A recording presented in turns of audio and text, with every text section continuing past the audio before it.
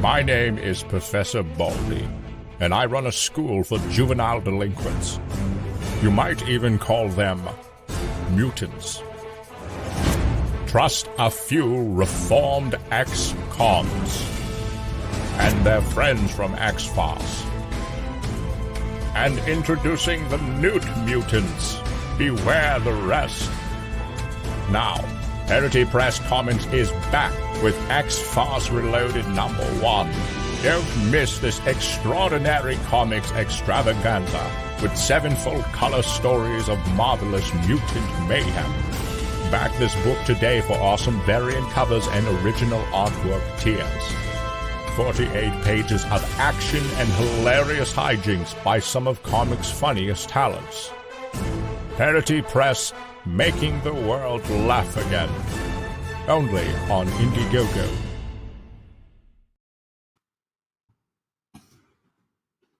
Hey, good evening, everyone. This is Don Chen, your friend in comics, and I'm doing a live stream tonight, which is actually going to be interesting because I'm scheduled to be on a show with my friends Church and Ayrton on their channel, which is called The Gospel of Comics, and I'm going to try to show you a link on it.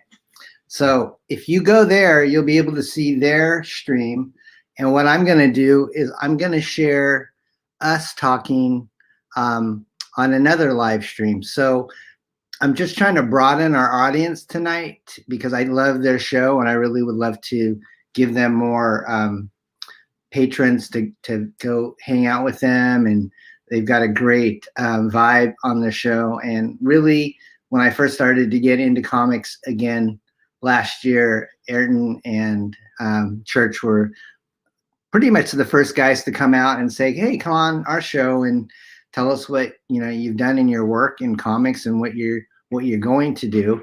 So I really find them like my ground level cheerleaders.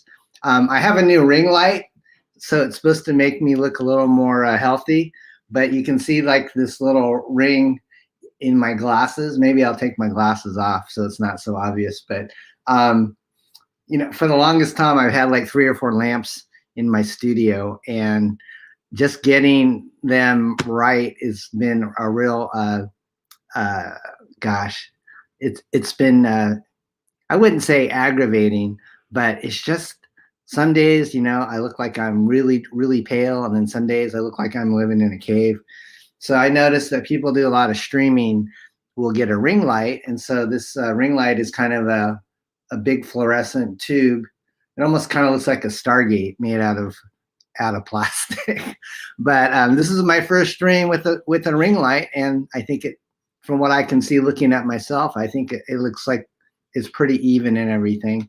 So whether the sound or audio is going to get wonky tonight, I don't know. If we open up I was joking with Ayrton and Church, if I open up a stream and we create a wormhole in the space-time continuum and never come out of it, don't say that I didn't warn you, okay? I'm gonna do my best to make sure everything is smooth.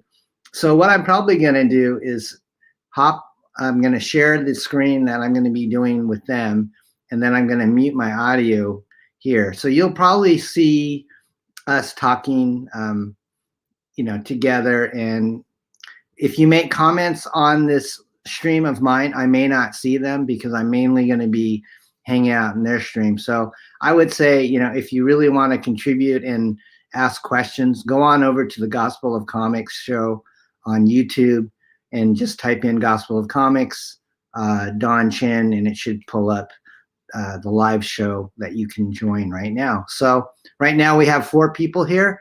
Thank you for joining. And I'm going to see if I can share the screen, and we'll see if this works.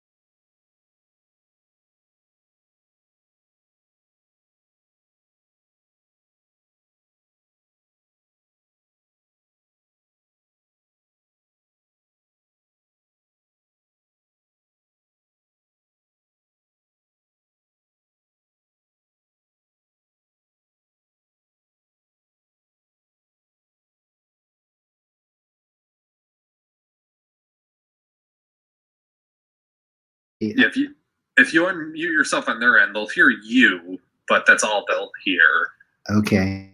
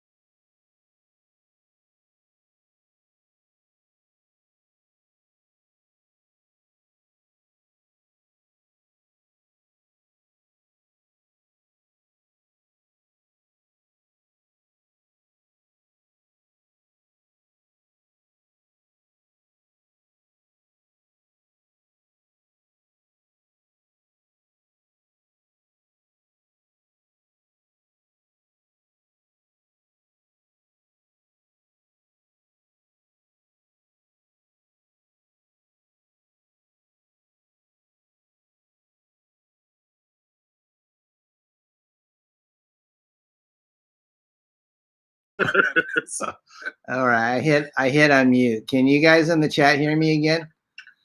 Candace or Charles, if you're there. But I'm not. no, oh, go ahead. I'm trying to manage two different chats at one time. Okay. Maybe this wasn't worth it. I'm sorry. I mean, it was an experiment. It was science. It was science. Okay. Guys, I think just for the sake of sanity, just go on over to the Gospel of Comics YouTube channel. I'll give you a link to drop in your chat or whatever. I can still hear our stream on your channel, Don. Oh, so. wait. Now we can. Okay, good. They can hear me now. We'll just keep going like this is going as it should be. Yeah. You know. All right. Thanks, guys.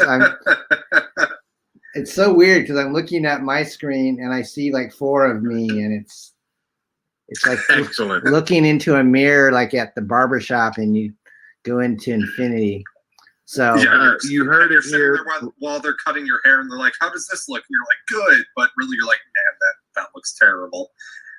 Yeah. So yeah. No, I think that we just had some breaking news on the Gospel of Comics. Don Chen just admitted to being Jamie Madrox. Oh, I don't know who Jamie. The Multiple Man. Oh, the Multiple Man. Oh. Good grief. I know. I should. Good grief. I should know that. Is that a joke about him being Asian and all Asians looking the same? No, I think just that would be inappropriate. It is 2021, Aaron. Oh, my bad. You have to put it into like I should know who Madrox is, but it's more like that movie with Michael Keaton, like Multiplicity. Oh, okay. All right. I can accept that. That's a good one. All right. So because you always have that copy of a copy that's never quite as sharp as the original. Right. That was a great movie. That was one of the funnier early, 80s, 90s comedies. So let's get down to business here. Our first introduction of you, Mr. Don Chen, was reviewing and deep diving the adolescent radioactive black belt hamsters. Yes. And since there are some new people on your side of the audience who might not know that story, I will tell it as follows. Ayrton and I had been doing this show for a couple of weeks, and we were talking one night, and he was like, "So, are we eventually going to run out of stuff to talk about and have to talk about new comics?" And I said, "My Which good I really sir," didn't want to talk about new comics at that point. right? And I said, "My good sir, you don't understand. There is a plethora out there of stuff that no one's ever heard of." And the one title that he stuck on that I brought up at that time was the Adolescent Radioactive Black Belt Hamsters. Because I was going through, the big boom in the 80s of how many different copies of the Teenage Mutant Ninja Turtles there were, right? Right. And obviously that was the birth of the hamsters as well. But that was the one that he stuck on was the hamsters. So we did the review. And somehow you stumbled across it. Like, I don't know what wizardry you use, but anytime somebody's talking about the hamsters, you're there. I just want to point out, to date, the hamsters books is the only complete story that we've made it all the way through reviewing every single issue of. Awesome. That's not true. We have yet to make it That's not through. true. Yes, it is. That's not true. No, we finished Lock and Key. No, we didn't review that new issue that came out last year. That one-off that he released. Come on, man. We did 9 volumes. We finished that story. But anyway, yes, Ayrton is correct. We will start a project and just let it go. But we read the hamsters top to bottom, left to right. And you at some point in that journey actually got in contact with us, and we had you on the show for the first time. Yeah, I go on Twitter and I just type in that search in the search engine, and I get all sorts of weird things that come up. And you guys came up, and I go, what's this? And you guys gave it, a really nice in-depth. Talking about it, and you went through the book like page by page, and I just thought, wow, these guys dig it, and maybe I should reach out to them and see if they'd be interested in talking more about it. And gosh, when was that? Like about a year ago or less than a year ago? Year and a half, I think, at this point. Wow. It was about a year and a half ago, yeah. Cool. Hey, Church, you got a new icon. It's not the same old stained glass robot. It looks like it. Is that new? Oh no, that's oh God, don't let me forget his name right now. I'm sorry, Carlos. What is your name? That's it's Carlos. It's Carlos. John Dillard's. That's Dillard. It's John Dillard. Oh, yes. Okay. Dillard drew that for you? That's cool, man. I love Dillard.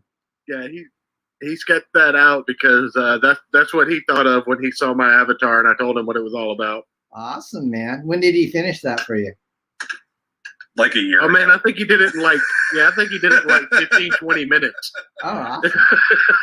I was on a couple streams with him just this week because he's closing out the Buckler book. Yep. And so everybody that's a fantastic looking project. That man puts really beautiful ink. That man puts beautiful ink to page. He does. But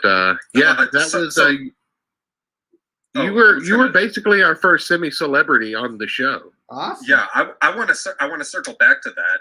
So I'm at work one day, and Church texts me like, "Hey, Don Chin just DM'd me on Twitter," and I was like, "What?" He's still alive? I was like, what? We're just two idiots who were just bored and decided to do a stream about comic books. How did he find us? And now it blossomed into this. Yeah, I think this is like maybe my fourth or something time on your show. Yeah, we hit you on every chance we get, but we talked about a plethora of things. We've actually talked about X-Farce on the show before. Yeah. And that brings us to the topic of today's show: X-Farce Reloaded, Parody Press revived. Yes. Now, before we do a deep dive on the campaign, as we are wont to do on the show, I do have to ask one question, and basically, I wouldn't say toot my own horn, but find credit where credit might be due. I seem to remember back in the adolescent radioactive black belt hamster days, one of the first conversations we had is, man, with crowdfunding, you can totally get back into doing what you did before. That's true. And you did. I want to ask: is that partially a catalyst of something that might have lit a spark in the back of your head to say, "Hey, I need to get back into doing comic books"? Yeah, you guys definitely helped plant the seed, because I didn't know. I was just coming back into the industry, and actually, I wasn't even thinking about coming back until you guys were kind of telling me what creators of my generation have been doing, and maybe.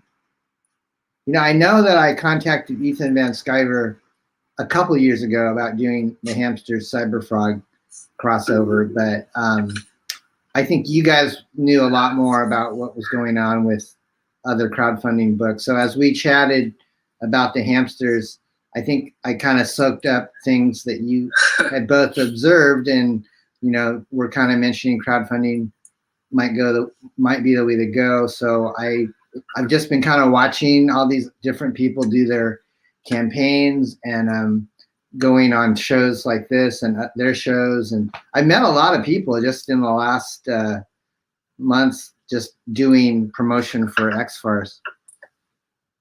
Oh yeah. Yeah, when you're on the campaign trail, as it is for a new book, it's near impossible to not make some kind of acquaintance with the comic book community, because there's a lot of people out there who are willing to step up and promote a book and get in front of their audience and say, hey, this looks cool, and at least give you a fair shake at saying what you're all about. Yeah. So let's see what we got here. X-Farce Reloaded #1. I think you did it on. You gonna play the trailer? Awesome. Yeah, I don't know if they'll be able to hear it. You might have to check on that, but okay, I'll mute myself and go check it. Okay.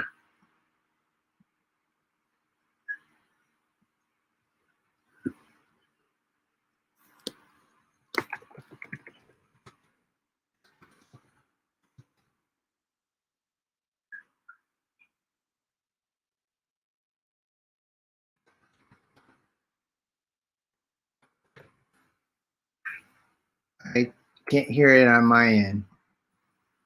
You can't? I cannot. Is the sound? No, it's not playing over on Don's I don't channel. know. The pictures look nice though. The pictures do look nice. Let me see if there's a way that is the volume high enough? On your screen share, Church, there should be a thing where it says something about sharing audio as well when you go to do it. He can't find it either. I don't know where Don found it. I just went down and unmuted myself down at the bottom of the screen. I didn't. Yeah, but I didn't mute. Huh. Anyways, try. Is the slider for your volume up high enough? I know it's not muted. Yeah. Oh yeah. While he messes with that, Don. So tell us about this video, which I love. I think I've seen it probably 8 times between all the streams I've watched of you. Yeah, I play it a lot. Yeah. Where'd you get that done? Because it's fantastic. That's done by Ascension, the guys that did the Cyberfrog, Wreck Planet, Starlight Cats. Figured it out. Okay, cool. It's when you actually share the screen itself. There's a little box to share audio. Yeah. Oh, Not on the screen once you've shared it. You can't do it after you share it. I'll have to look for that. Anyway, All right, let's here we start go. this one more again. One more time. Get your popcorn out. There we go. I still. Oh, yeah. My name is Professor Baldy, and I run a school for juvenile delinquents. But not just any delinquents. Mine are specially gifted. You might even call them mutants. Trust a few reformed ex-cons. Tangerine. Am I the apple of your eye, Bubba? Jeannie Gray. Beastie Boy. Oh, everybody dance now. Snowcone. Is it hot in here, or is it just me? And their friends from X-Farce. Cable TV. Eat remote control, frog face. Garfarel. Meow. Dominoes. This book has just the right amount of cheese. And introducing the Newt Mutants. Beware the rest. Magneto. Mistress Piggy. And not at all breaking the fourth wall. Cesspool. Now, Parody Press Comics is back with X-Farce Reloaded #1. Don't miss this extraordinary comics extravaganza with 7 full color stories of marvelous mutant mayhem. Back this book today for awesome variant covers and original artwork tiers. 48 pages of action and hilarious hijinks by some of comics' funniest talents. Parody Press, making the world laugh again. Only on INDIEGOGO.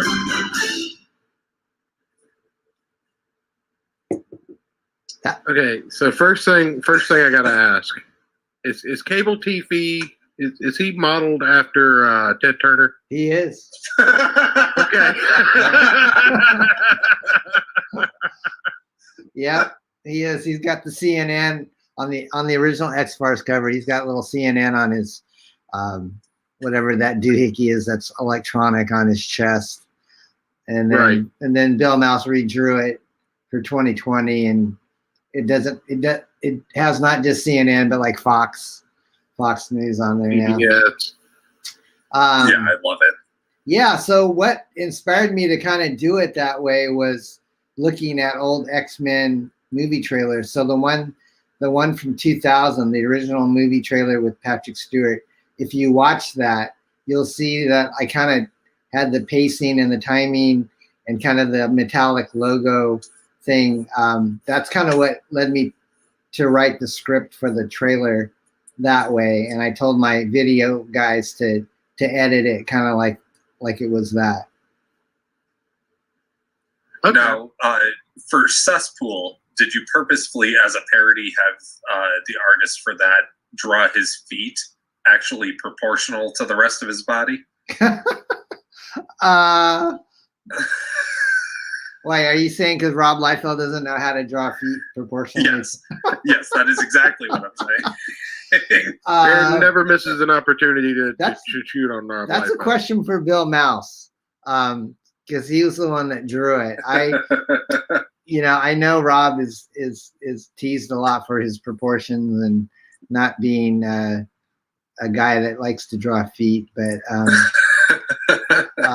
yeah, we had fun with it, and like I said, this is X-Farce Reloaded is 48 pages, and 30 of the pages are from the 90s, but they were never in color until now. So you may have read X-Farce in the 90s when it was published with Eclipse, but it's never been like digitally remastered like you see here.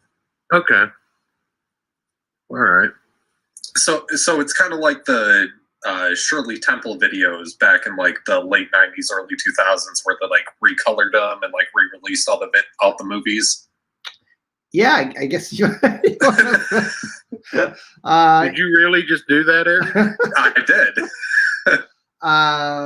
Yeah, I mean, I'm gonna dock his pay for that, Don. Don't worry. that's okay. I mean, there's nothing wrong with Shirley Temple. She's cute. Yeah. But yeah, I mean, it's for like ages 13 and up. It's a little bit like watching Airplane back, when we were kids, that gag a minute type of humor, whether it be visual or in the form of, words. So that kind of just don't call me Shirley.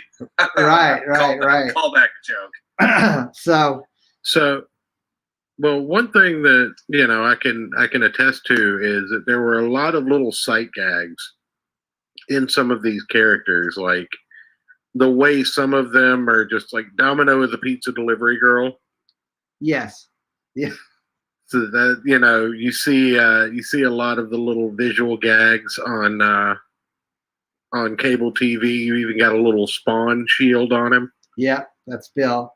Bill does a lot of that. I mean, sometimes I'll say, make sure the character looks like this, but I rarely sketch what I'm thinking in my head. We almost kind of have like this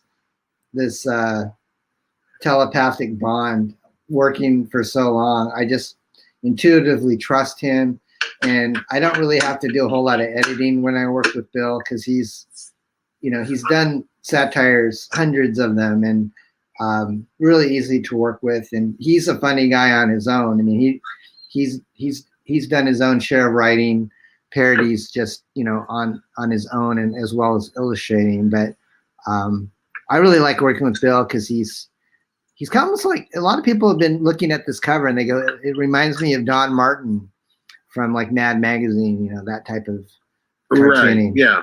I mean, I can definitely see that.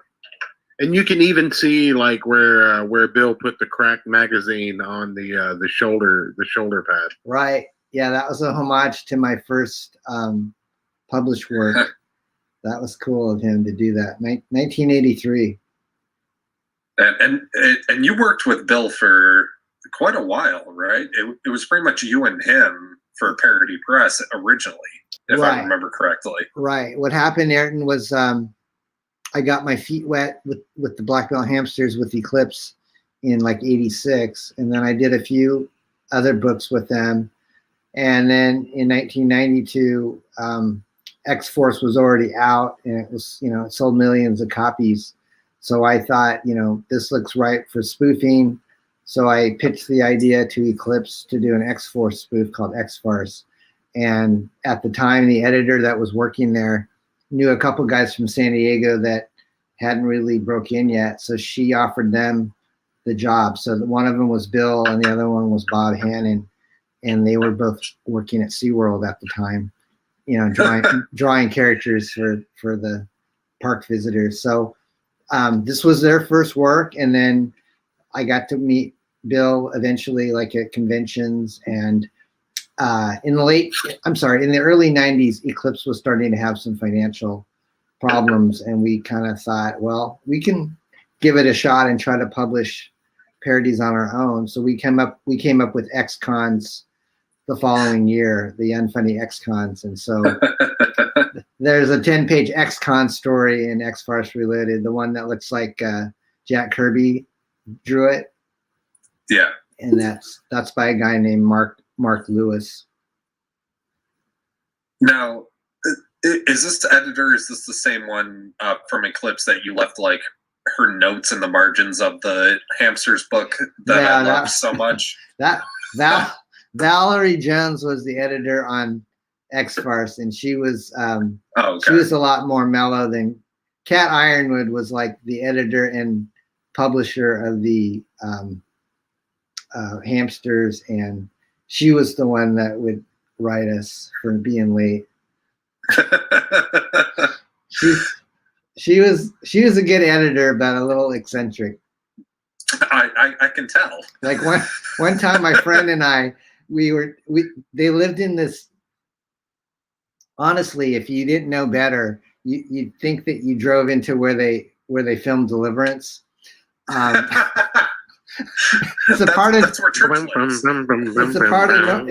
Northern California that you go off the beaten path, and there's a place called Boonville where people kind of speak this weird bootling, like almost like you thought like It's actually called Boonville. Boonville, and it's funny because my wife actually lived there for a while, and they said the people there have their own kind of language, almost like people in New Orleans kind of have a weird, slang French thing. But long story short, you have to go through Boonville until you get to Guerneville, and Guerneville was this small town by a river, and I think it was kind of well known to have a high homosexual population in Guerneville. So this was back in the 80s. All right, nothing wrong with that. So basically, my friend and I thought, oh well, we're going to San Francisco. We're going to take a road trip. Why don't we go see Eclipse's offices? Because we've only just been corresponding with Eclipse, through the mail and over the phone. And I just thought, I've met these folks at conventions, the people that work at Eclipse, but I've never been to their office. So we go to their office, and it's kind of this, quaint little town, but it's small. There's not a whole lot of conveniences. And we walk in the door, and Kat Ironwood is sitting there on the floor, like cutting her toenails. And that was so that was the way that we met her. And she was really, who did she look like?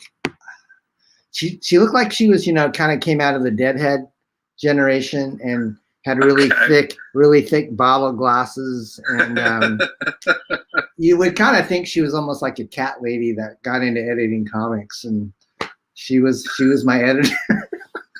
she was Jewish as well, which either Jewish or either an atheist or agnostic. And me, I kind of wore my faith out pretty boldly. So every once in a while, we would just kind of have these clashes of faith. And when I did a Christmas issue, and I quoted some scriptures about, what Christmas was really about, she kind of wrote in the margin like, well, what about the Jews, Chin? They don't celebrate Christmas, Kat. What are you talking about? Yeah. They get 8 days, Kat. Calm down. We get a day and a half if you have in-laws. Yeah. So that was just a weird dynamic, but I appreciate all that. Dean Mullaney and Kat Ironwood they were married at the time. So Dean was the publisher, and his brother Jan kind of handled things in New York. So there were the Mullaney brothers. One lived on the West Coast with Kat, and the other one was in New York. And believe it or not, he was a music producer, and he worked with Laura Branigan, and he also worked the early days with Michael Bolton. So, really? So I would always get my checks from Jan. He would cut the checks in New York and mail them to me in California. But I had always heard that he was a musician, so I would have to call him every once in a while just to kind of find out where my payment was. And he kind of tell me what he was doing and what kind of musical project he was on. But if you look back on that's all great. That's all great. Where's my check? You and Michael Bolton are spending my money. I don't know. So, anyways, I just need to send a quick text to my wife because I have one. My daughter's actually in the other room. She just had a surgical procedure, and we had to pick her up. And her husband he's out of town, but he's coming back into town. So I'm just letting them know that he's on his way. Oh, okay. Okay. So let me just. Anyway, okay, we're good now, guys. So, Mr. Kill Everything says, "Cheers, time to get drunk." Oh, that's hilarious. Which, by the way, speaking of that, so Don, your stream when you were doing the giveaway, I wasn't missing the timing on your giveaway contest because I had a few pints. It was because it was 2:00 in the morning over here, and there was a delay on your stream. Oh, I just want to make that clear for anybody listening who happened to be there. Yeah, I left after I thought I had won, and it was very, very late. That's hilarious. I left after I thought I won something and watched the replay and found out I didn't win something. What the hell, Don? There's a guy in my stream named Charles C, and he made these comments. He says, "Great trailer. Has Liefeld given you feedback about this?" And the answer to that is no. And then in regards to you, Ayrton, he said, "Colorization, another Ted Turner abomination." and then he reiterated, "Don, I'm down in Sonoma County. Eclipse was definitely hippie central." So I have confirmation from a fan that all that I told you was absolutely true. We'll totally trust the stranger from the internet to validate your story. His name is Charles. Thanks, Charles. See, all right, I'll say hi. I mean, his name is Charles Ayrton, of course. We have to take him at his word. Yes, of course. And it's California, so I mean, they're all hippies there. Yeah, that's fair. So where were we, guys? The trailer. We worked on that with a guy that's based in Iowa, and the voice actor, the guy that does Patrick Stewart, was somebody that we found on a. You guys have heard of Fiverr, right? Yeah. Yeah. So I went online and I went to see what a voice actor could do, and he nailed it. I think he did a really good job. Yeah, he did fantastic. So let me just dig into the campaign a little bit more. I'm sure everybody on your side has already seen all of this stuff. Most of the people on mine have too, I'm sure. But we'll blow through it real quick just to get the particulars out of the way and see if there's anything we have questions about. Sure. First thing, the tiers, you can have all three covers as variants at $75. So that's the price of each comic. You can pick your cover for $25 a piece. You've got three different ones there: the X-Farce tribute, the Unfunny X-Cons variant, and the Rob Willis variant that has yet to be seen. Actually, we were joking. Still. I don't know if we were, Ayrton, were you on the screen when we were, I think it might have been Critical Blast I was on, but we were saying, you know what would be, I think the host of that show said, you know what would be really funny, Don, is if you advertised the Rob Willis cover and then you just put a photo of Rob Willis on it. I think you should put the picture you have up there, Rob Willis with the dog. Oh, if he doesn't meet his deadline, I might have to. That's right. That's right. Just family photos. Yeah. You did this to yourself, Willis. Rob's a good guy. He's working on it. He's been sick for a little bit, and he's got all his reference material. So I think once he delivers his cover, we'll saw a lot more than just the one so far. So you got the Parody Press Vault Pack. Now this is what, just 5 issues of Parody Press comics? Yeah, anything that I have with me in my small stash of extra issues from the 90s. You'll get 5 signed assorted issues from the old days. And that page that you just kind of scrolled over, that's one of Mark Lewis's newly colored pages. So it looks, we asked our colorist to make it look like it was like from the 60s. So he put even now, who is that colorist? His name is Delphin Barrel. Okay. And he worked on ElfQuest, and he's been my primary colorist on this this project. I do love the coloring scheme on this. It does definitely remind me. It's even a little bit muted in that same vein that those colors are. It's not like, you can tell that the Beastie Boy is wearing royal blue, but it's not that rich royal blue you would see in a comic book today. Right. It's that 4-color blue that you like it's been sitting in an attic for 30 years. Yeah. Well, no, it's not even that. Like, Ayrton, you might not know this, but I definitely don't know this. Okay, well, back in the 60s and 70s and even the early 80s, a lot of comics were still printed with a process called 4-color process, which is where you got a lot of your half toning. Like you could, it wasn't even process. I do know this. It was 4-color printing, but the press, you could only put 4 colors on the press at a time, which is why with black, red, and blue, a lot of Spider-Man villains ended up being green.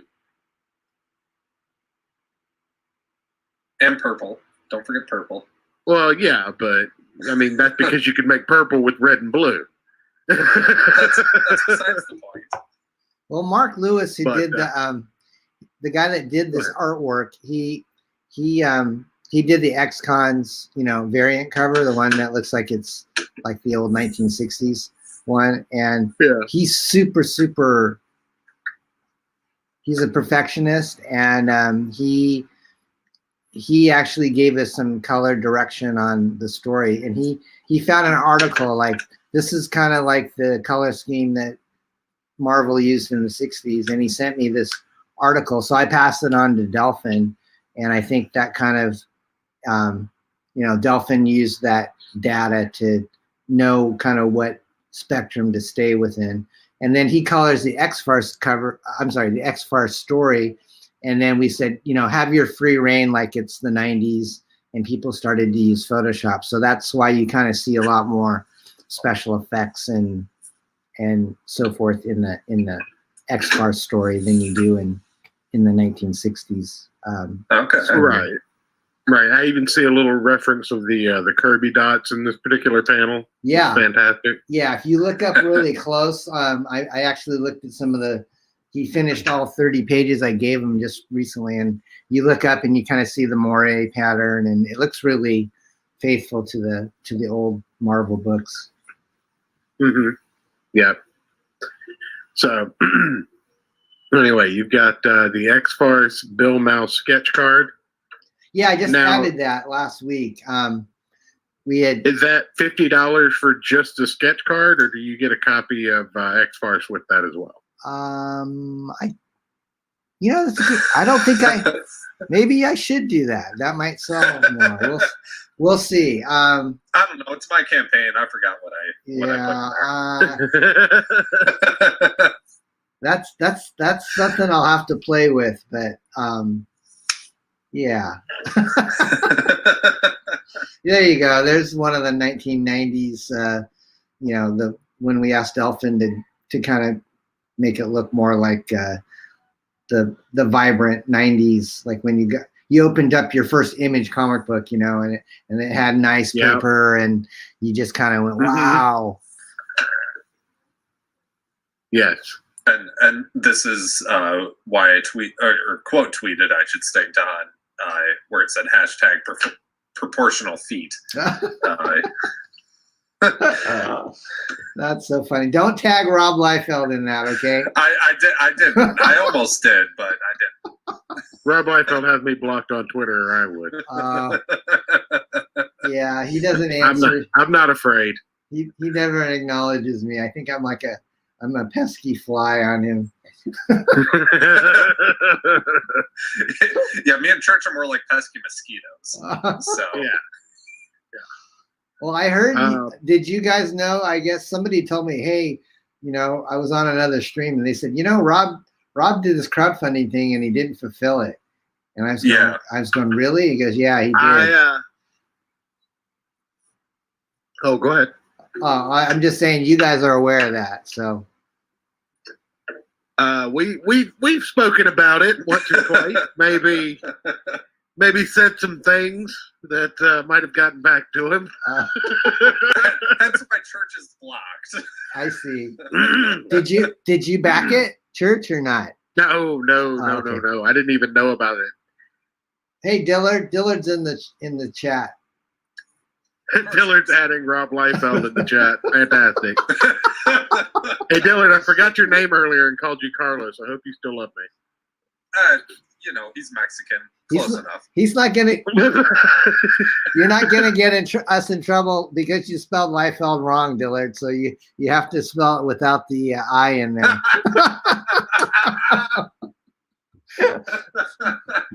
Oh man.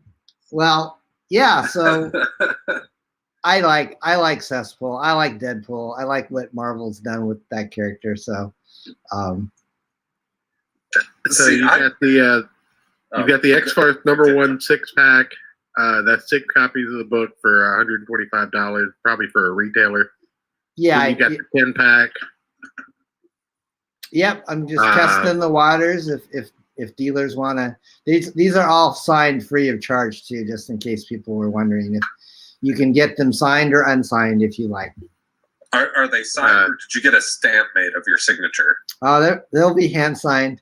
Oh, okay. Like a metallic, probably like a metallic, paint pen on the cover. Yeah.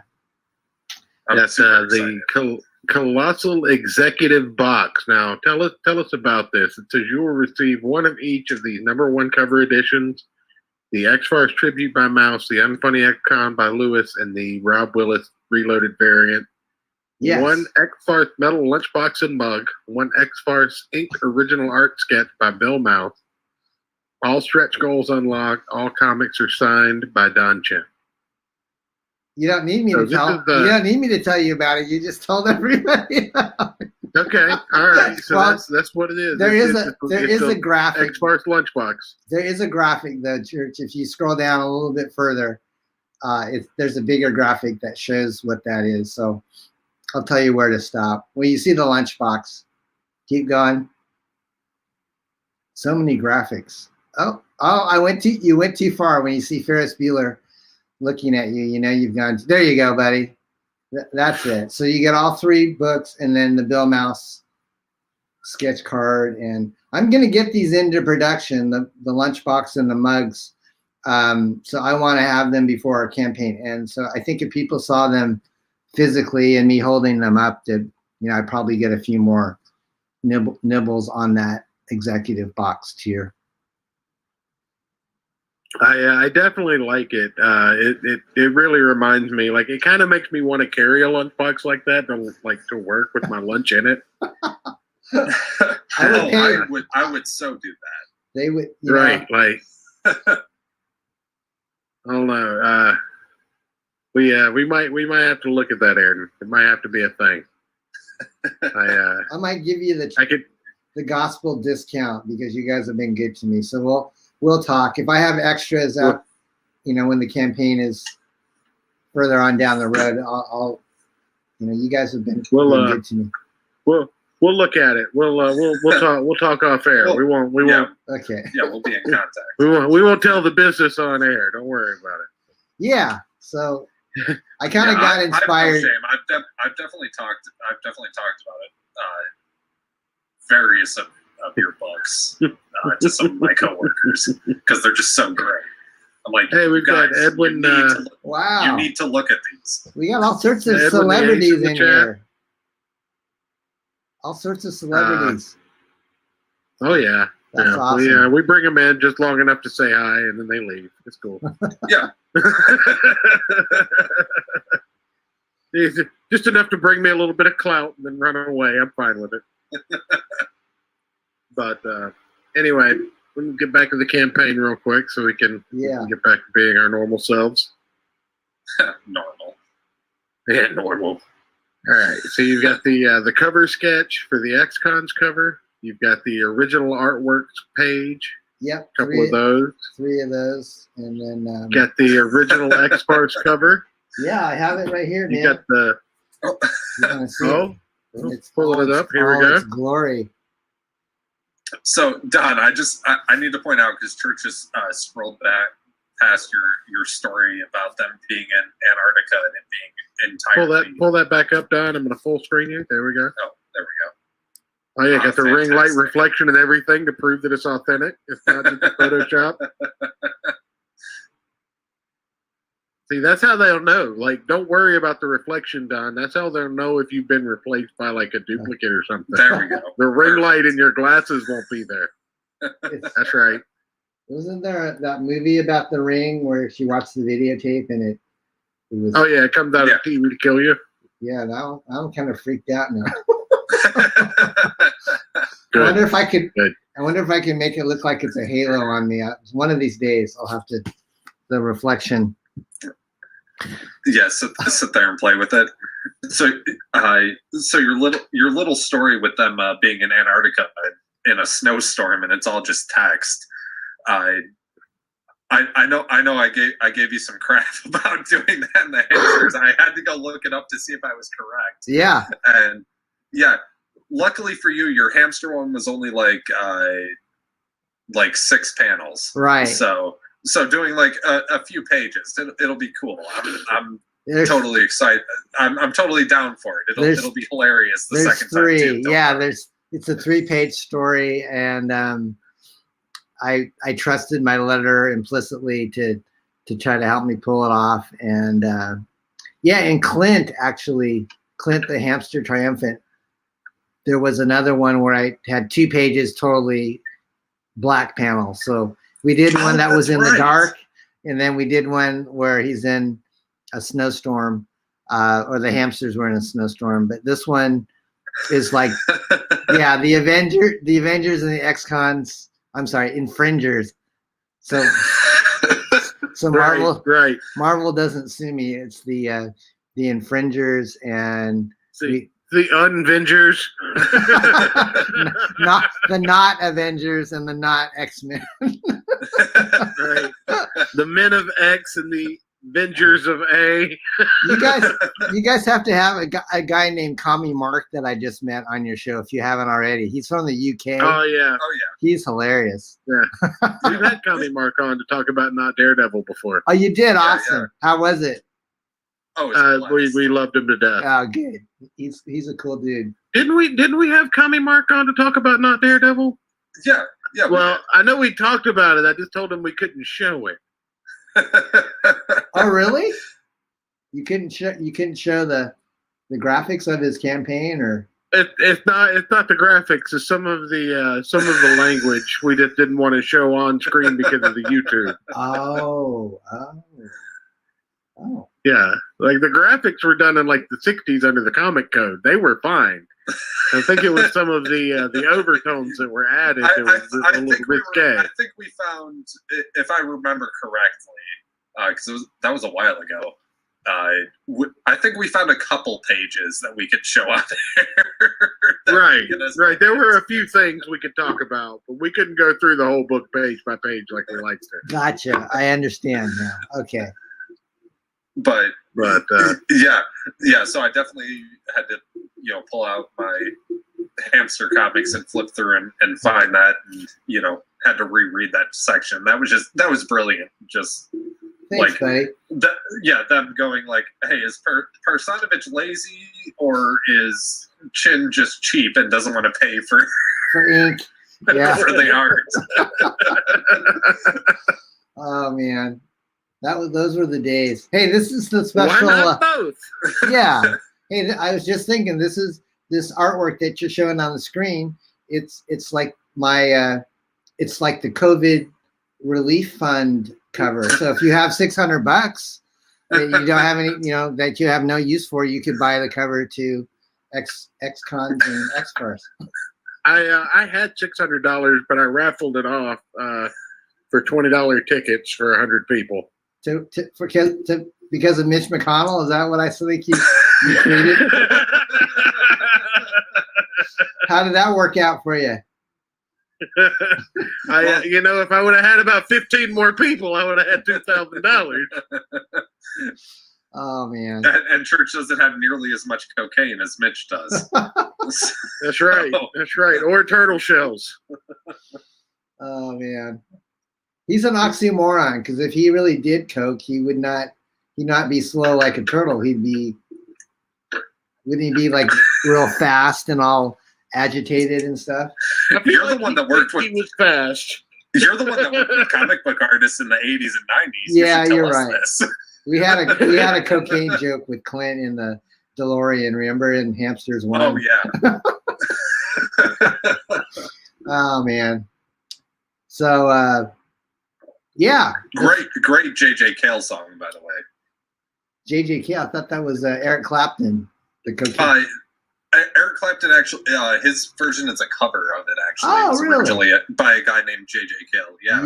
You would know, Aaron. I trust you on that. My musical savant. He could be so full of shit right now. His eyes are brown, and I wouldn't question him because I don't know. It's blues music. So I know my blues music. If it was anything else, I could just be making it up. Just promise right here, right now, never to use your powers for evil. No.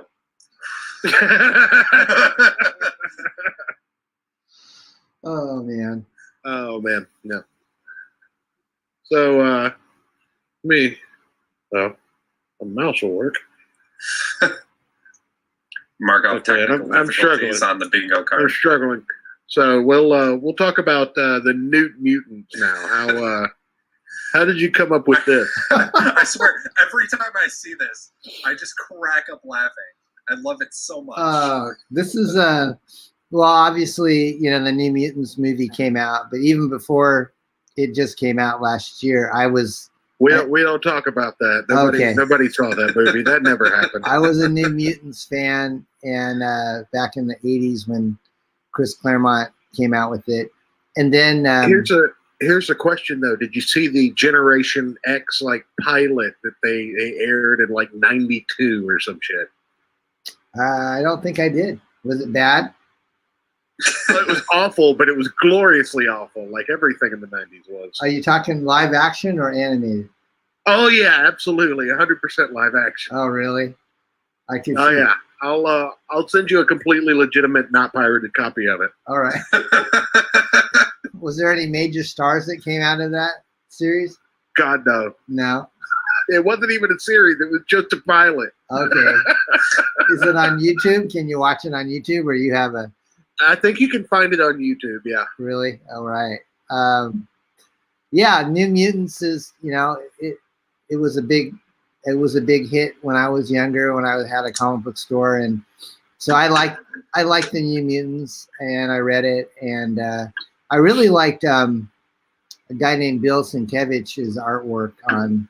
He did a lot of the covers, and he kind of did the interiors. He kind of had this weird, sketchy, bizarre take on his drawings. It's almost like if Neil Adams was like on crack.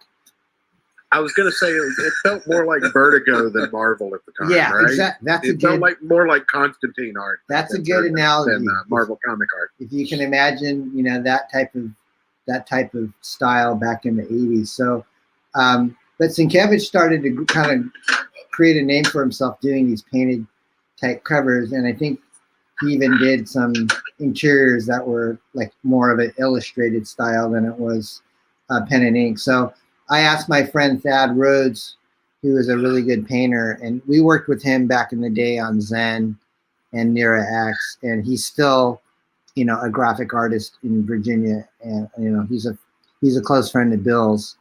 And so I asked Thad, do you think you could do stuff that looks like Bill Sienkiewicz? Because I want to do a New Mutants parody. And he said, yeah, I think I can. So he pulls this off, and I went, wow. And so I was actually really toying with this as a cover, but I didn't want to overwhelm everybody with like having like a bazillion multiple covers. So this will most likely be the back cover on all the books.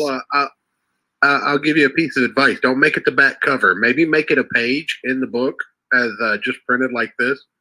And then in the future, if you want to reprint X-Farce Reloaded as an add-on to a future campaign, offer this as a cover. Oh, that's not a bad idea. Way you can spread it out throughout campaigns, and then everybody's version is different as the campaigns go on. Like, you can sell off your remaining stock of the variants you have, but this will be the cover for that campaign. Oh, I might take you up on that, man. It's not a bad idea. Mr. Marketing Genius over here. So, but I'm just talking about spreading money out here. I mean, don't leave it on the table. That's all I'm saying. You capitalist pig. So, goddamn right. So the New Mutants are they're basically flunkies of the Van Sciver Institute, and Professor X New Jersey instead of Winchester. Right. Caught that. I saw that. So Professor X has to take them on and Professor Baldy. Professor Baldy. He goes actually in some of the X-Cons books we have him as Professor Baldy, and then in some of the books we have him as Professor X, but with an EX instead of an X. So you got to throw a panel in somewhere where somebody's breaking up with him. So Thad pulled this beautiful piece off, and then the interior pages are the same type of painted style. And this cover this piece we're making available for sale for like $1,000. So if you're married and got your COVID relief check, Hey, where'd church go? Did you drop out, Aaron? whoa, apparently, I don't know what happened. We might still be live. Twitter took him down. So the newt mutants, do they lose their tails? Not in this issue. Oh, okay. No. But it's See, funny. We have a that's lot what I'm of picturing. Like all of them, their only power is they lose their tail. That's, No, because you have Wolfsbane. right. it doesn't matter. He loses his tail too. He's just annoying and yaps at people. That's his power. Actually, like a Pomeranian. it's a she. Yeah, it's a Scottish terrier. Good God. You're terrible. We lost you there for a minute, Church. Did you have a little? No, I just died. It's okay. So technical difficulties. Add that twice to the bingo card, folks. That wasn't a technical difficulty. It was just a difficulty on my own end. Okay. Oh, okay. I think he had Church gas. being a boomer. I think he had gas. Right. To your card. Right. I'm just old and don't know what the hell I'm doing anymore. I've only been doing this for 3 years. So on the other shows I've been on with you, I used to call me up with Skype, right? And I would talk with you guys. But were you using StreamYard too? No.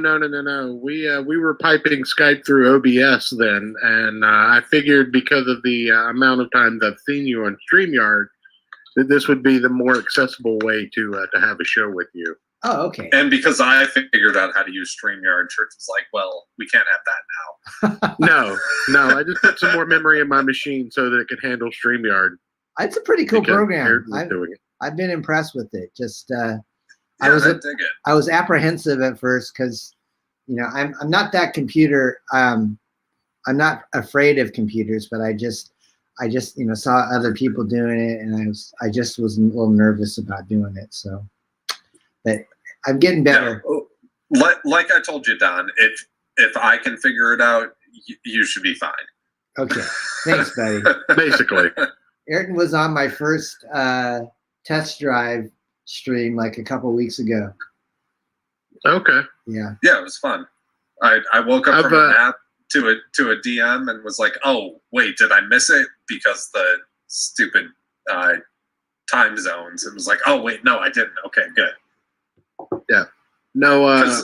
Because I'll wake up to DMs from Dillard that my time will be 3 in the morning, and he'll be like, hey, if you want to jump on, here's a link. You're like, dude, I'm asleep and have to work a couple hours from then. Why are you sending me this? oh man. But I did want to briefly touch on. Now, you said that some of this would be content that we've actually already covered on the Gospel of Comics. We've covered the X-Farce and the Unfunny X-Cons on the show previously. So so that's 30 pages of the book, which is 48 pages total, is X-Farce and X-Cons, and then the rest of it is all new material, like New Mutants, and the Infringers meet the X-Cons. And what else we have? What if other comic book companies had mutants? And so, yes. If you go to my update page, Church, if you're on the campaign, I think you can scroll up a little bit and you can see some of the other stuff that we've got going. So, we pretty much covered all the tiers and the artwork. So if you go to updates, I put in a plug for you. There's one thing we didn't cover, and I need to push this because I need it in my life. If this campaign gets to what was it, Don? 50,000. I know. We get the whoopee cushion. I know. That's I would love to see it. I need a cesspool whoopee cushion in my life. I know. Folks. Listen, go back this. just so I can get a whoopee cushion. You need a lot more. I know I can go buy. A standard Walmart brand whoopee cushion for like $3, but that's not the point. I need the cesspool one.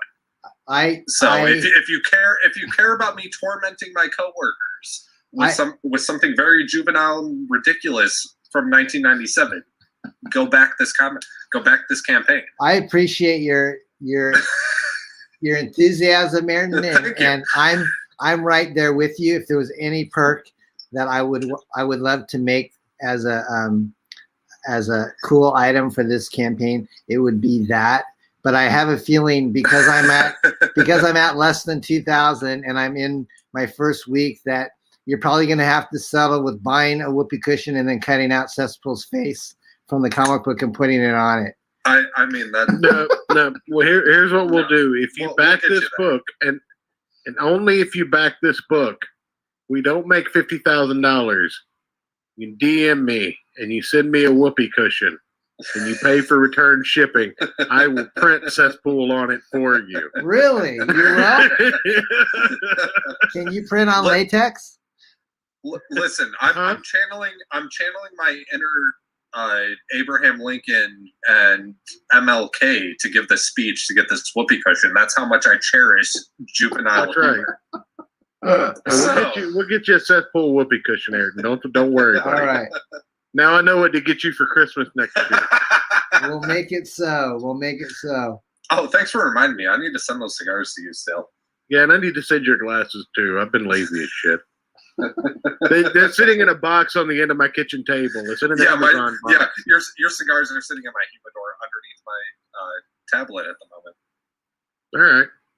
I mean, as long as we're on the same page, we understand one another. Are these like belated? Neither one of us is asked because we're both like, we haven't sent ours yet. So. Is this like your belated Christmas gifts to each other that you haven't sent? Yeah. Yeah, that's what we do, Don. Okay. Well, it's hard to do shipping in the midst of Christmas, and besides, it would be late anyway. So what's the point? Yeah, exactly. Well, you found the image I was kind of telling you about. This is in the works with Delphin and Michael Gracia, and this is my take on what if. Instead of the Watcher, we have the Poacher, and he's Elmer. That's right. He's Elmer Fudd, and he talks like with a wisp, and he's basically trying to narrate the story. What if Stan Wee and very quiet. Yeah. Wanting rabbit. Yeah, it's pretty funny because we put the X-Men, like what if they worked for Disney? What if Archie Comics got a hold of them? And so instead of like Juggernaut, we have the Juggerhead Knot. Yes. Yes.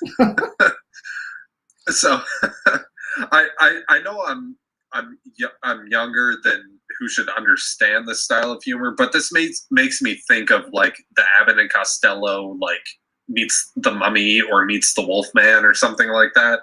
That's what this style of writing that you do always reminds me of every single time. I'll have to revisit those. Are they pretty funny? Just like take a ridiculous concept and put it with somebody else's IP and see what happens. Right, mm-hmm. Man. Right. I think you'll approve, Ayrton. It's your cup of tea. It's all. Oh well, it's right up our alley. It's that same ridiculousness that we get that kind of joy out of. You had a joke going on that every time you tuned into our show, we were talking about Kickers. Kickers Inc. Yeah. Ayrton didn't believe that those books could be as bad as they were. They were bad. The Star was it the Star Comics line that Shooter did? That was no. It was the New Earth line. I'm sorry, you're right. Star Comics was. I don't want to talk about it anymore. Star Comics was like the kid imprint that they did, like with Heathcliff and some other guys, and then was it the? Didn't they have Bobby's World in there too? I don't think that was a Star comic, but no, there was the Bobby's World comic. Though. Wasn't it the new? Is that what he called the New Universe? Is that what? shooter called it? Yeah, it was a new universe, and time was supposed to pass in real time, but that lasted like 3 issues. And there were not supposed to be any like intergalactic forces at play, but that was immediately like shit canned from issue 1. New universe, man. I don't. All those titles, I think you guys should review. We did. We reviewed number 1 of all of them. If you guys want to hear me actually yell and get mad about something, go check out that episode. Okay. Because they were so bad. You'll have to remind me. I remember Starbrand, right? That was one of them. Starbrand was one. Starbrand, yeah, that was one of the ones we didn't review because it was decent. Oh, okay. I hate you so Tell much. me some of the other names, because I know I carried these in my store and they didn't sell very good. I just remember. No, they didn't sell well at all.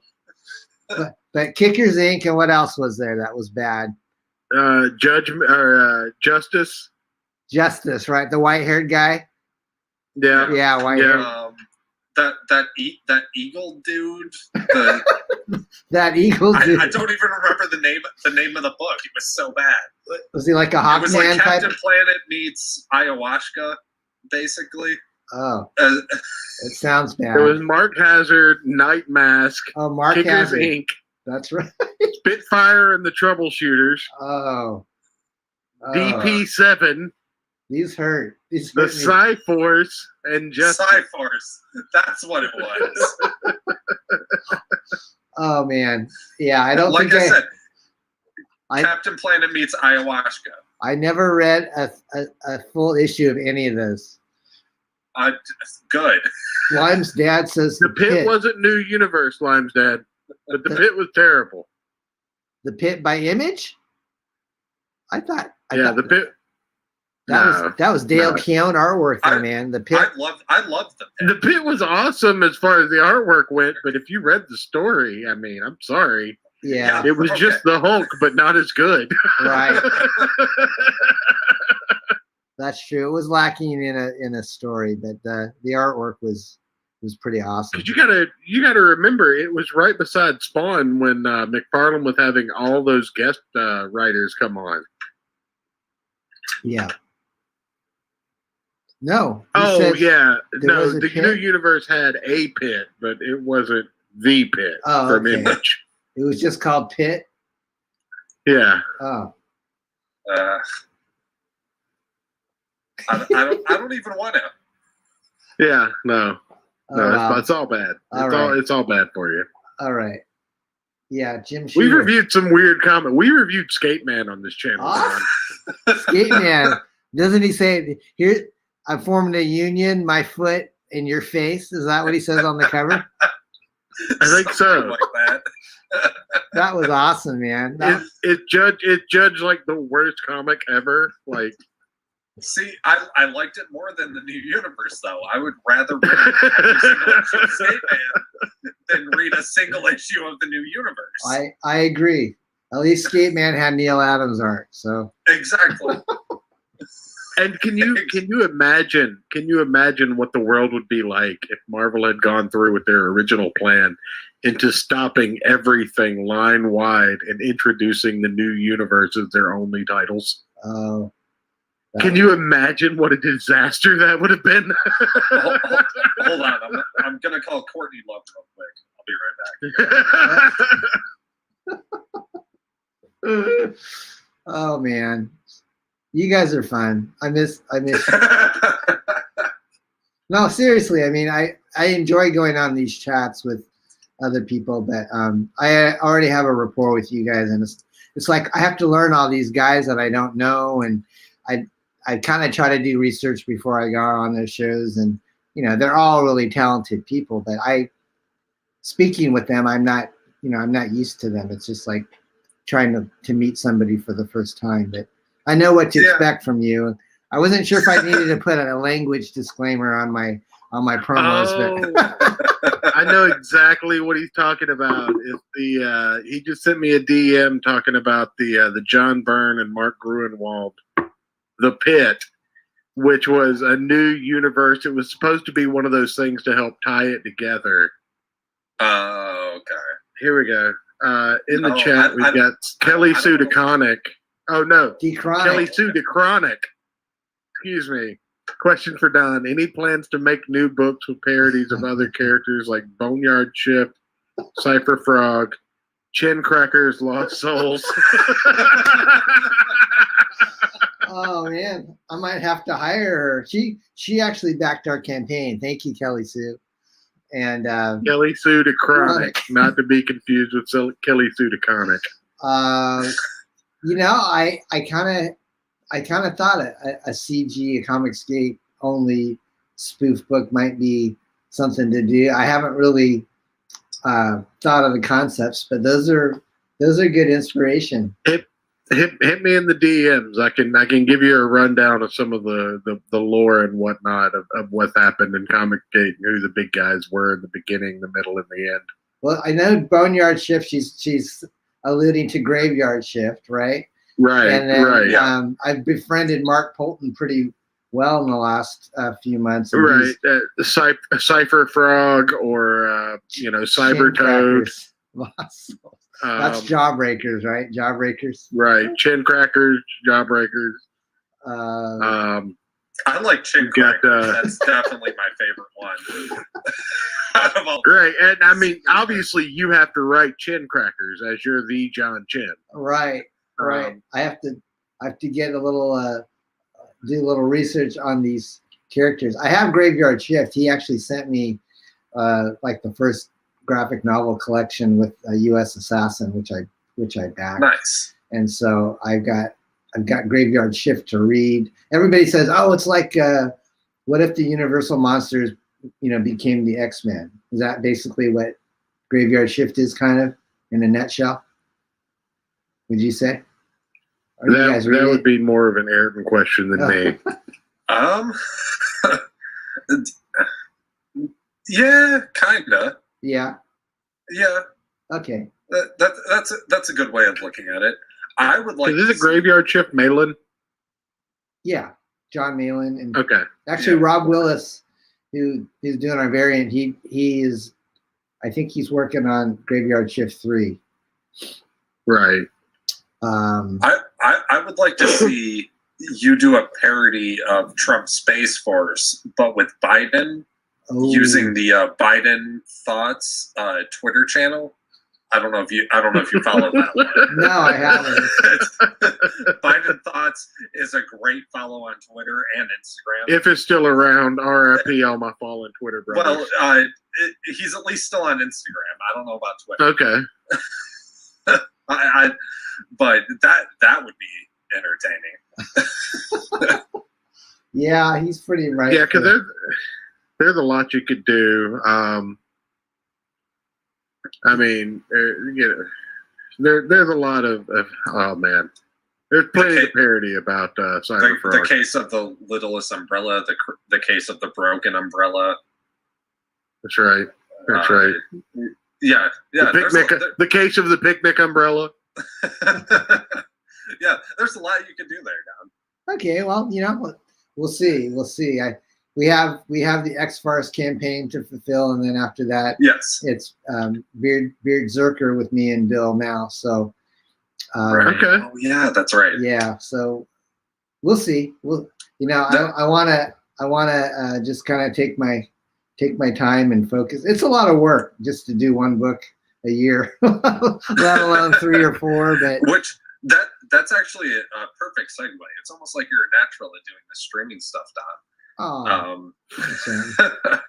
So for the X-Farce book fulfillment schedule, like what's that looking like? It sounds like, just from talking to you here and behind the scenes and stuff, for the most part you're pretty much like, as soon as it's done, you're ready to ship, except for maybe like the lunch boxes you have to get printed and stuff. Right.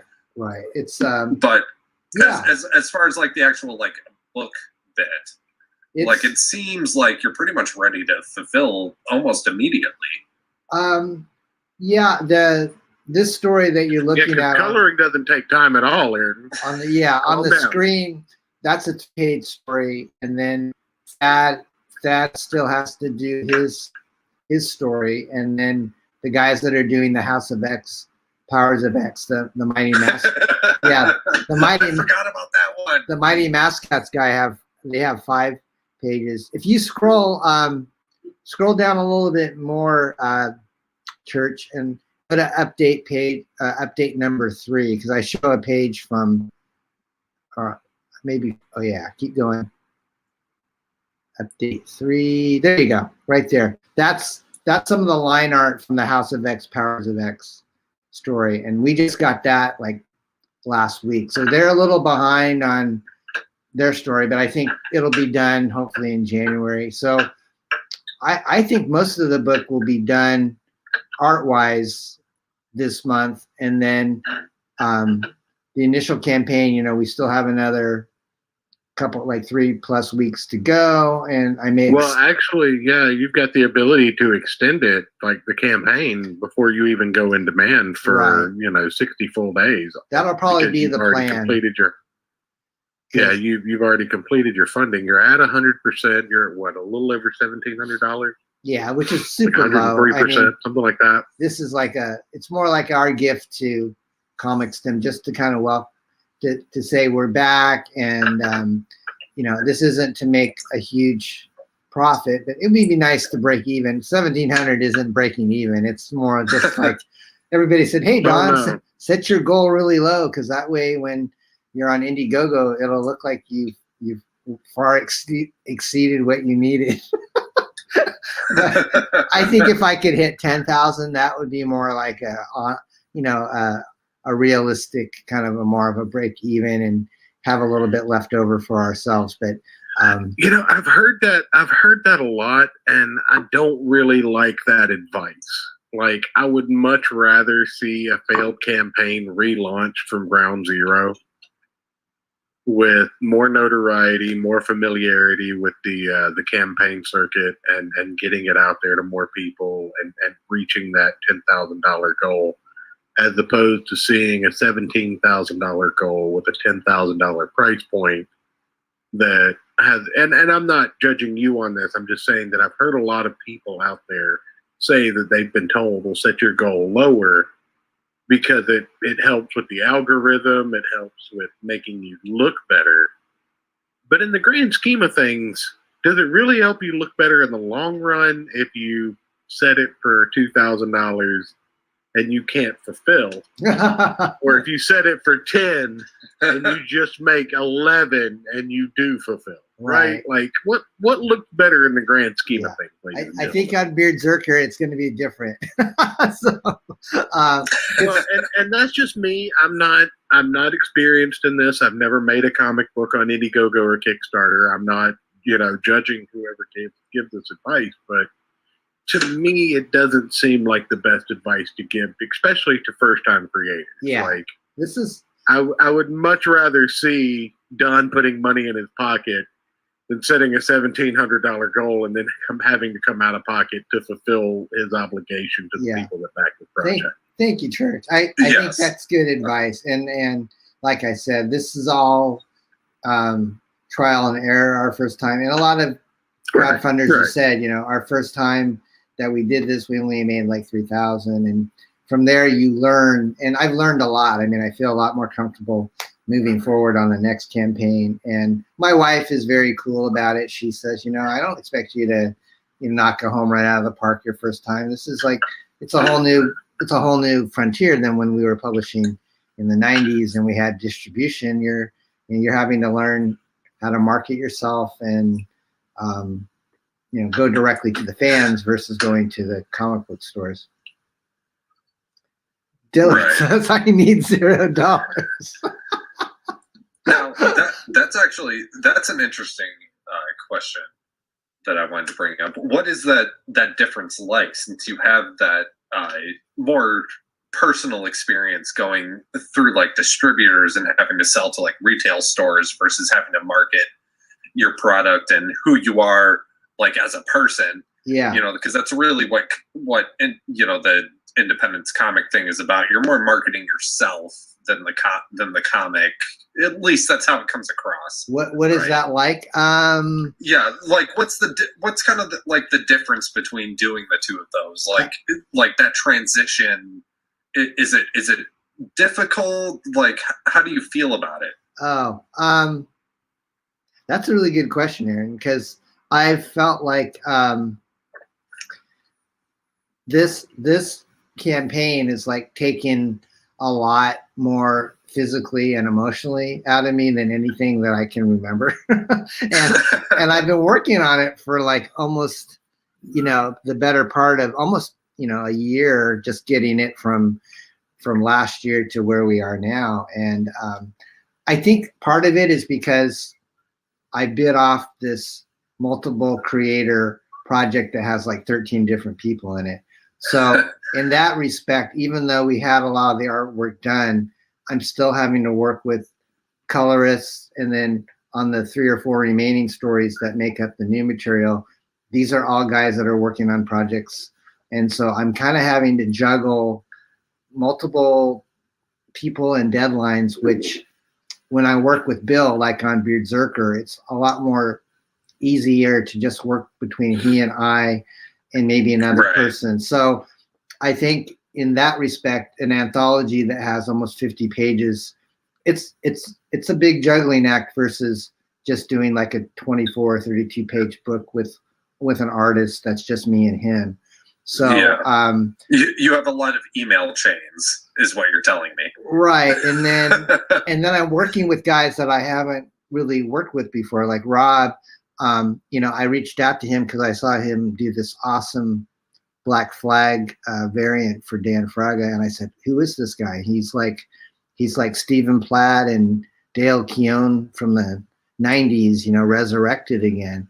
And so I direct message Rob on Twitter, and that was like in the summer. He says, "Yeah, I'm about 3 months booked out, but if you want to give me a deposit, I'll put you in my, on my list. So when I get done with Graveyard Shift and Shinobi Sasquatch, you'll be like the first guy that I can do a commission for." And so he's behind. I mean, he's behind on those books, and so it kind of creates this bottleneck. Because I thought, maybe we could launch. Let's not talk too much about that because I back Shinobi Sasquatch. Okay. So no, but I don't hold any ill will towards Rob. I know shit happens, and for a lot of these guys, it's a first time thing. A lot like it's easy to get in your feelings when it comes to your money, right? Right. Like when you put money towards a lot of these projects, it's easy to get in your feelings because you put your money in it, and these things aren't. It's not Amazon Prime. Like we've gotten used to Amazon Prime. Exactly. But there was a time and place where you would give your money. You two bourgeoisies. Well, here's the thing: you get you get in the fact that you're used to a situation where I can order something today and it's here in 2 days or a day or tonight if I want it. And then you go back in time and you're like, okay, well, you used to have to give the man at the store a deposit on an item that you would order that would show up in 2 weeks. And if somebody bought it before you were able to get to the store, you'd have to wait another 2 weeks to get your shit. We're spoiled. You're right. We're in a culture where we get everything now. And I think, Ayrton, to go back to your question, when I was publishing in the 90s, wherein we had a distributor, it was a lot easier for us to do multiple books a month. And Dillard's in the crowd. He knows that you have to go out and make your presence known. So if you're a shy person, I think it'd be very hard to kind of make it in this crowdfunding thing. You almost like, it's almost like you have to be a celebrity of sorts to kind of get a following and then earn their trust. And I kind of like it, but there's sometimes where I roll out of bed and I think, oh man, should I do a stream? I haven't combed my hair. You just need a big hat and some sunglasses. There you go. You're good. Well, I have to look at the level of my bottle of whiskey before I decide if I'm going to go on the air or not. I'm like, do I have enough booze to get through these 2 hours? What am I doing with my life? Oh man. So as a Hey, about a fifth at least to deal with Ayrton by himself.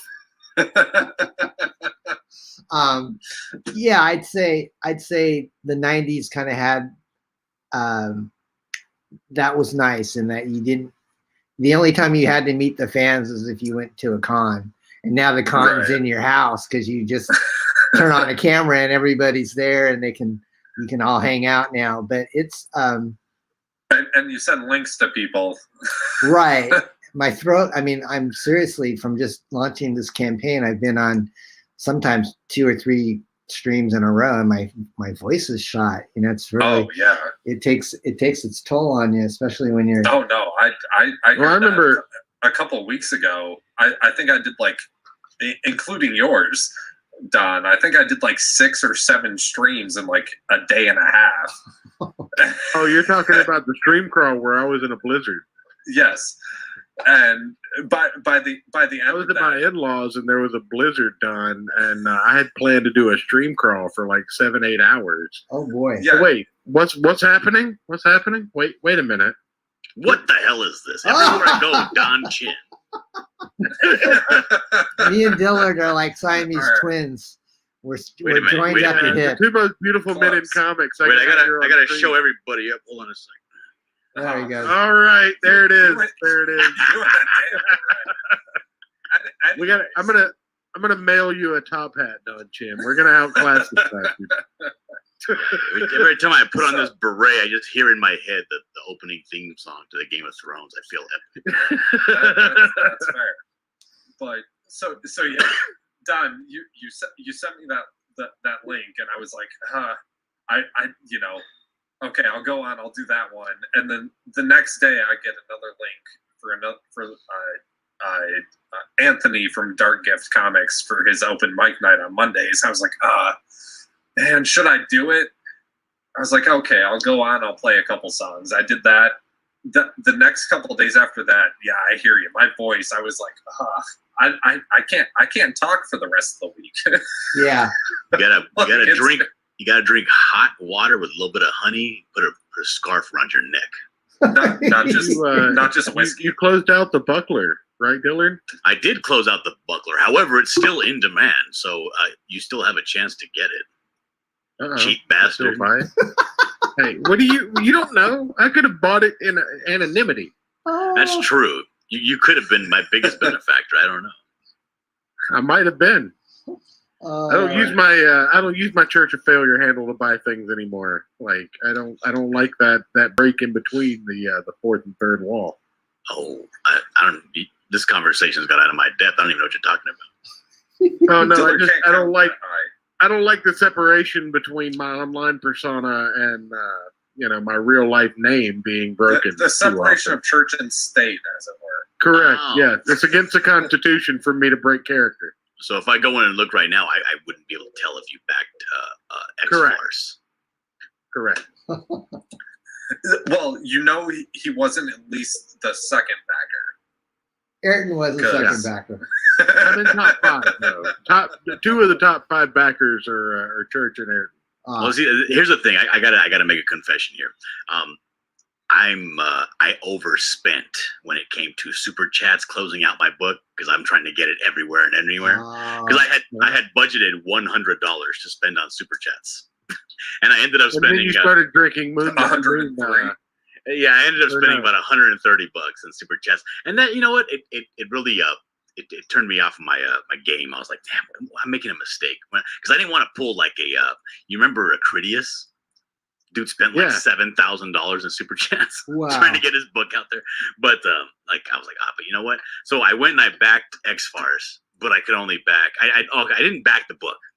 I just made a donation to the campaign, a small donation, because I can't realistically afford to back anything right now. Not until next paycheck comes in. Hey, you dirty speck. You made a no. He made a bigger donation than either one of us did because he just threw money at it expecting to get nothing. Okay, that's fair. That's a fair point. Like, we both backed expecting to get something at the end of this. Dillard's like, I'm not getting shit, but here's some money. I mean, I like X-Farce. It looks fun. You know, I'm not gonna get it, but I can't afford it. But that's okay. I like for those things to exist.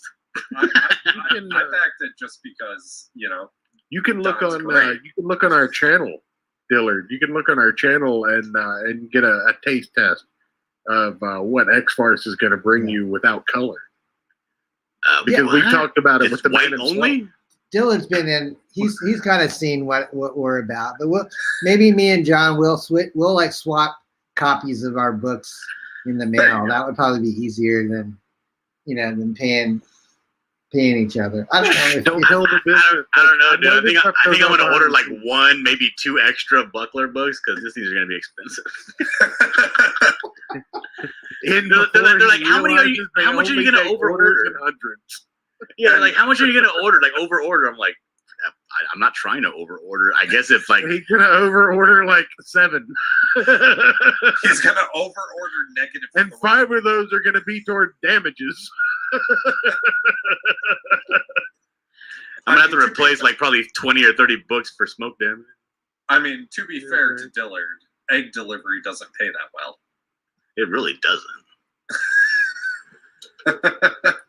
Like if I was making like 6 figures, maybe something. I think you're on your way, He's out Dillard. here. He's paying his dues. He's just like me. He's out here making babies. That's what Dillard's doing. I know. I'm like negatively impacting my bank account. I don't know what I'm doing. This man's like, I'm gonna get into indie comic. What a great time to have a child.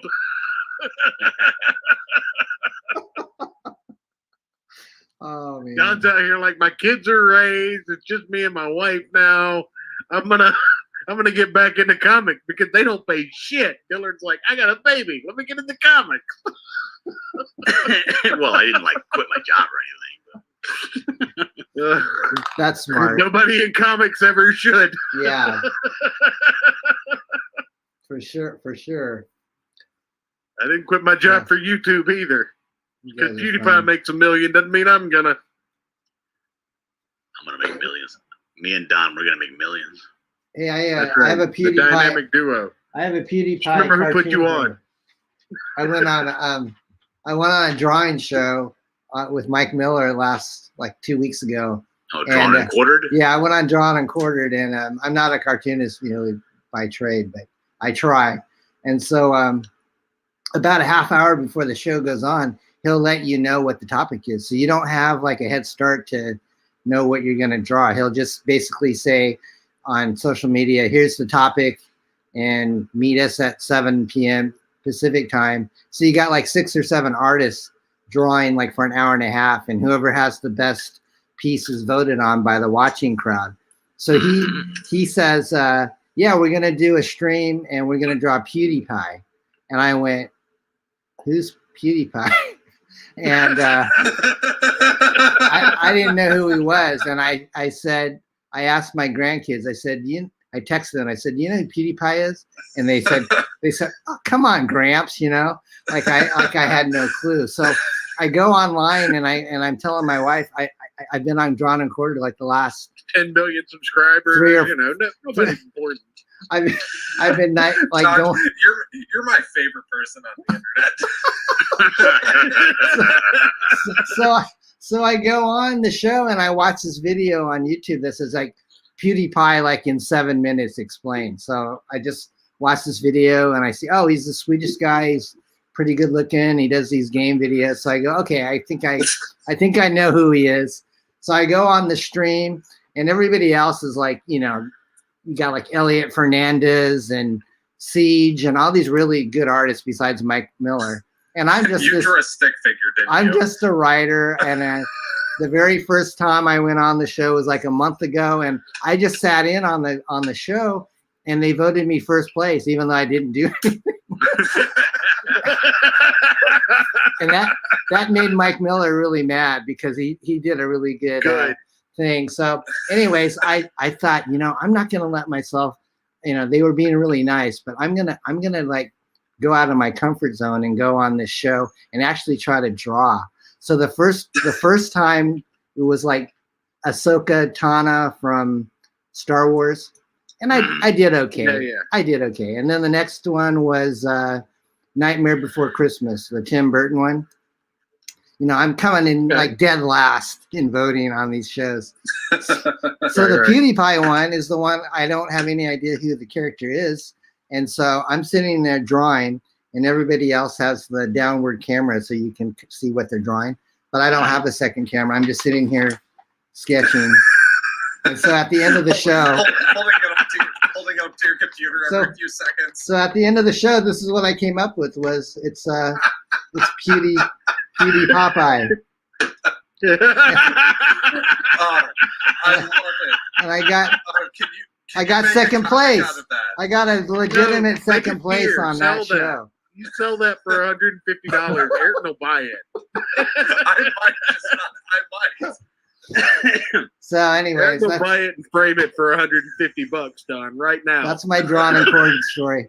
So this is what you got to do for drawn and quartered. Because I've never actually lost on drawn and quartered. Really, John? Really? Awesome. That's because he's never gone on. He's the best fucking artist in Comicsgate right now. No, I've been on there about 6 times. Really? Because, nice. I do the fan edition. I'm And not lying. if you win the fan edition, hold on, John. Yeah. Let me blow you for a second. All right. What? My man, John Dillard is the best artist in Comicsgate right now. Like hands down. It's true. No, but what happened was they had this thing, right? Drawn and quartered, and what we decided to do as smaller guys, right? We had no platform or anything. What I decided to do was start sending super chats over to the Drawn and Quartered Pro Edition, and it wasn't called the Pro Edition before; it was just called Drawn and Quartered. But we had the fan edition, so I started sending them super chats saying, "Yeah, you guys are cowards. You're not going to have any of these small guys on because you guys are scared that we're going to come in and." That's why you can't afford to buy any extra books for your campaign, Dillard, because you were sending super chats to them. Yeah, right. So I'm like, okay, so you guys are terrified to have a smaller creator on because it'll blast your ego, right? And at that time, well, it happened with doodle bags. right. So what happened was like Malin was there, and he was like, well, that was back when he was part of it, and he was like, well, I'll get on there. If you think you're that tough, come on and see if you got with the pros. And so I went on there, and it was me and Mike and Malin and Kane and White and everybody, and I just started lambasting them, the pros, right? Just talking all kinds of shit. And I was like, yeah, if you vote for, and they were like, oh, look at how good Kane and White stuff is. And I was like, yeah, I mean, if you want to vote for diversity, vote Kane and White, And I just giving everybody the business, and I ended up winning like first place. And I just go on there every time and just talk shit. And every time I get voted first. You got him shook.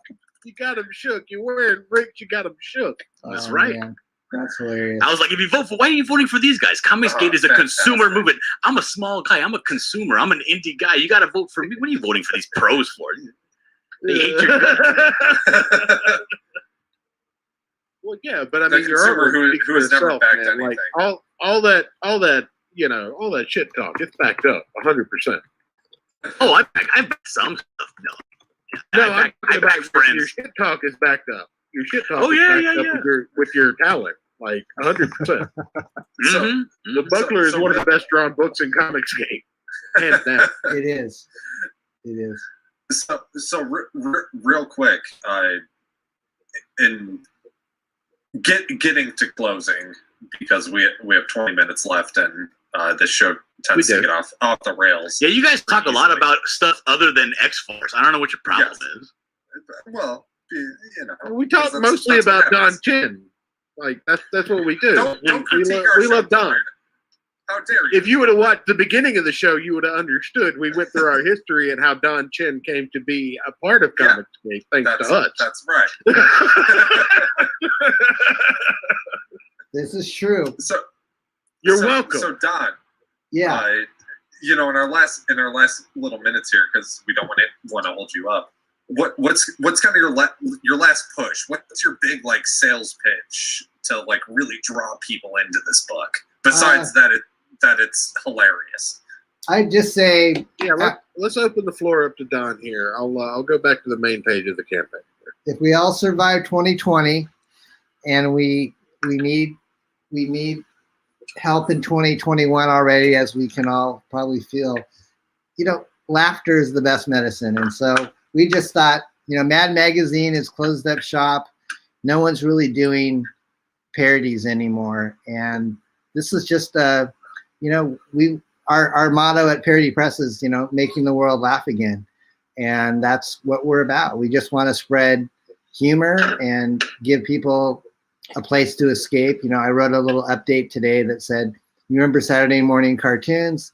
X-Farce is like a Saturday morning cartoon that you can take with you and laugh and have a good time. So that's what we're about with this book, is just giving people a break. And, most people know who the X-Men are. And if you read any of the X-Men from the 60s all the way up to 2020, you can appreciate this book, because it's just it's a fun 48-page ride with no ads.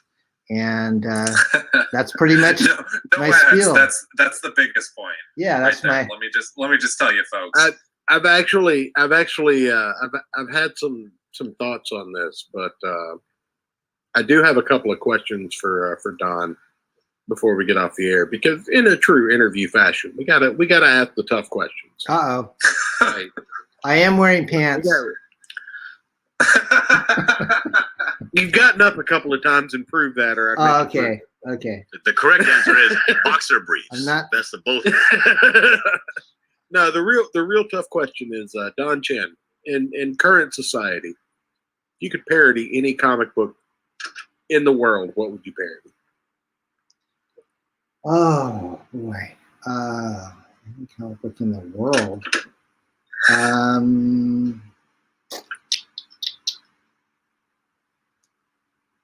Well, I mean, the one that we're doing next is the one that comes to mind, and that's Beardzerker, the Keanu Reeves Kickstarter campaign.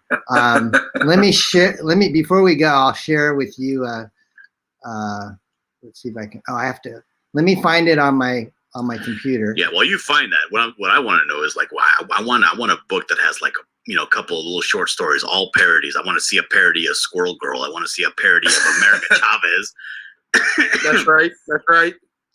SJW parodies. SJ parodies. So a parody of Squirrel Girl would be Chipmunk Tranny. There you go. Calm down with the T word. You two. Sorry. Chipmunk Z. My bad. All right. Yeah. I found it here. Yeah, the next book that we're doing is the book that I think in this day and age is what I would want to spoof. So, can you see that? Okay. I can. What have we got here? So that's Kanan's cover for Beardzerker. Okay. And now what is the parody of? Well, it's kind of a parody / homage to Bill and Ted. And he's like a rock and roll Rip Van Winkle. And so he's basically been in a coma for like the last 30 years. And the government says, we need you to solve the world problems in 2020. So even though these bees that he's fighting, they look like the ones from Cyberfrog, they're actually not Cyberfrog size. They're actually small, like murder hornets. It's just small. It's just small. the Murder hornets are small. Yeah, they're just the hornets that are normally here in the United States. Yeah, they're just perspective-wise, they look like they're like 4 feet, big and stuff. But that's going to be a fun book. I think people. And this is off of the Berserker Keanu Reeves book, right? Right. It's like the crowdfunding book. Yeah, it's kind of what I imagine Berserker is going to be, even though Keanu. Does his beard, is it sentient? It actually grows. Like, can he like, and then the beard grows longer? It grows naturally, but it grows at an exponential rate. So by the end of the book, it is a weapon to be contended with. I seen a cartoon where this guy was lifting weights with his beard. It's pretty great. Was that Bluto? You need to, that was just my biography, Dillard. Yeah, you need to sue for life rights, Church. No, I think that was the fabulous misadventures of Flapjack. I was gonna say, like, that's just an infringement on my life story, Dylan. Calm down. Well, you gotta get in that litigation, dude.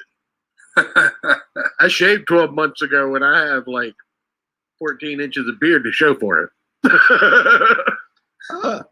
Oh man! So, was there another question, Church, or was that it? That was the hard question, but you didn't actually like answer the question. You didn't tell me a comic that you would parody. You said what you would do, and that was a self promo for. But I'm talking about a comic book here. A comic book. I'm talking about something that's actually in production, like a Spider-Man, a Green Lantern, a Cyber Frog. You know. Oh gosh, Sorry, I'm just drawing a Captain Marvel. I'm drawing a blank. You know, I don't even read. I'm so turned off by the way Marvel and DC have just gone lefty. I don't even read their stuff. I mean, I've got to tell you, you got to read it to know what you can make fun of, because sometimes you don't actually have to do any work at all. You just have to change. You just have to change the way the punctuation is laid out. Like, that's true. What would you like to see me spoof, Church? And I'll take a look at it. I'm telling you, I really want to see a parody of just like an anthology parody of Marvel and DC as a whole, like Spider-Gwen, Miles Morales, right, Spider-Ghost, Lady Thor. Oh yeah. Amadeus Cho Hulk. It seems like they've already parodied themselves. I can't Exactly. That's the thing. You can use the book. You can pull a commie mark. You can use the book as it stands. Just rework. Well, you can do a parody of Amadeus Cho Hulk, but he's like he's an Asian man like yourself, but he's terrible at math. He's not all about the science. He's not a math Asian. I'm actually not good at math, so I can't. He's at the liquor store counting his change and getting ripped off, you know? Oh man, this is a good. Really, you're not good. You're not good at math, Don? I am horrible at math, man. I'm a writer. I feel for your real estate company. I'm a writer. His mom can be an actual tiger mom if she's an actual tiger. Well, look, I put my campaign at $1,700, so I'm not very good at math. Yeah, Don's sitting out here like his mom never told him you have 3 options: doctor, lawyer, or engineer. Oh man, his mom actually loved him. That's too funny. Well, you guys have been great, and Dillard, it's good to see you pop on, my friend. Yeah, it's great to see you, Don. Like the Chicano he is. The show, but he gets in here somehow. Almost like he hops over the wall or something. Yeah, he picked the lock. Oh gosh. Well, got a set of lock picks in the beret. I'm gonna bebop out of here. My wife is needing some assistance, but you guys have a great weekend. Thank you. Thank you, Don. And check out X-Farce. Good luck on X-Farce. Thanks, guys. Check out X-Farce Reloaded on Indiegogo. Don Chen, the one, the only. Thank you for coming on, buddy. Thank you, my friends. Take care. Bye-bye. Keep the Always. faith. Keep the faith.